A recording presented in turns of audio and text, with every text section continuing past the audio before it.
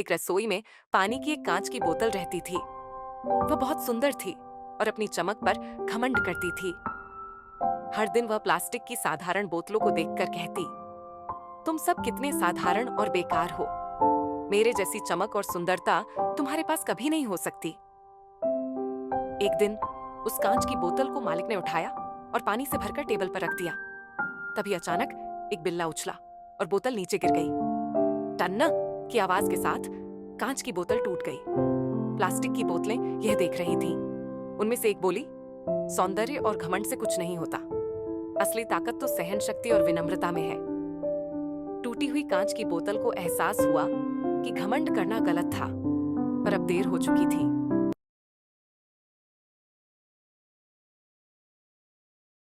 चिंटू एक नटखट बच्चा था जिसे नूडल्स खाना बहुत पसंद था। एक दिन उसकी माँ ने कहा, चिंटू, अगर तुम अपना होमवर्क पूरा करोगे तो मैं तुम्हें नूडल्स बनाकर दूंगी। चिंटू फटाफट होमवर्क खत्म कर माँ के पास भागा। माँ ने उसे गर्मागर्म नूडल्स प्लेट में परोस दिए। जैसे ही चिंटू ने पहला कौर लिया, उसे अजीब सी आवाज सुनाई दी, ओए, धीरे धीरे खा। चिंटू चौंक गया। उसने इधर उधर देखा पर कोई नहीं था। फिर आवाज फिर आई, मैं हूं तुम्हारे नूडल्स। चिंटू ने डरते हुए पूछा, तुम बोल सकते हो? नूडल्स ने जवाब दिया, हाँ, और अगर तुम मुझे धीरे धीरे खाओगे तो मैं तुम्हें एक सीक्रेट बताऊंगा। चिंटू ने खुशी खुशी धीरे धीरे नूडल्स खाए। आखिरी कौर खाने के बाद नूडल्स ने कहा, तुम्हें सब्र रखना सीखना होगा, जल्दीबाजी में स्वाद नहीं आता। उस दिन से चिंटू ने हर चीज आराम से और ध्यान से करना शुरू कर दिया।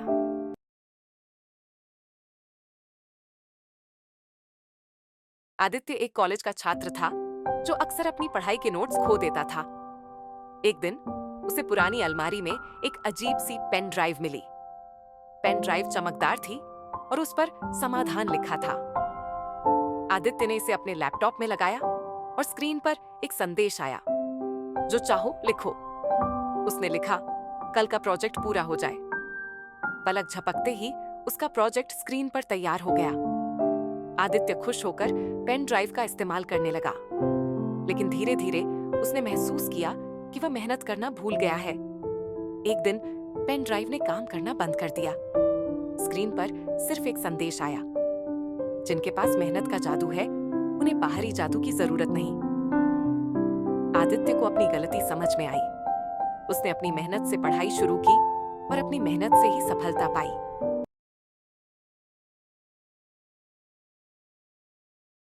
राहुल और विवेक दो बहुत अच्छे दोस्त थे।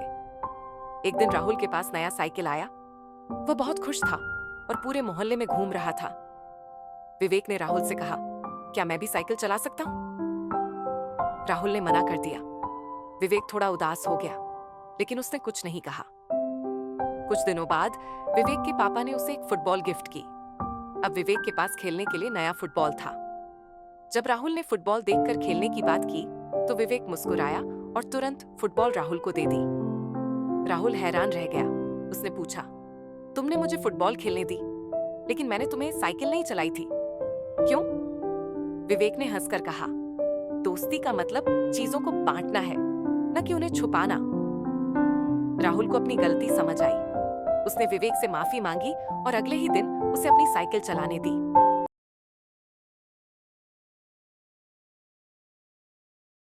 एक छोटे से गांव में रीना नाम की लड़की रहती थी। उसके पास एक पुराना लकड़ी का घोड़ा खिलौना था, जिसे उसने बहुत प्यार से रखा था। रीना के दोस्त अक्सर उसके नए नए खिलौनों की बातें करते थे और रीना सोचती थी कि उसका खिलौना पुराना और बेकार है। एक दिन उसने खिलौने को कोने में फेंक दिया। अगली सुबह जब वह खेलने गई तो उसे घोड़ा दिखा नहीं। उसने चारों ओर देखा, लेकिन घोड़ा गायब था। उसे एहसास हुआ कि वह उस खिलौने को कितना याद कर रही है। कुछ घंटों बाद रीना की माँ ने घोड़ा वापस लाकर कहा, मैंने इसे साफ किया और ठीक कर दिया। यह बिल्कुल नया जैसा लग रहा है। रीना ने घोड़े को गले लगाकर कहा, पुराना या नया, ये मेरा सबसे प्यारा खिलौना है।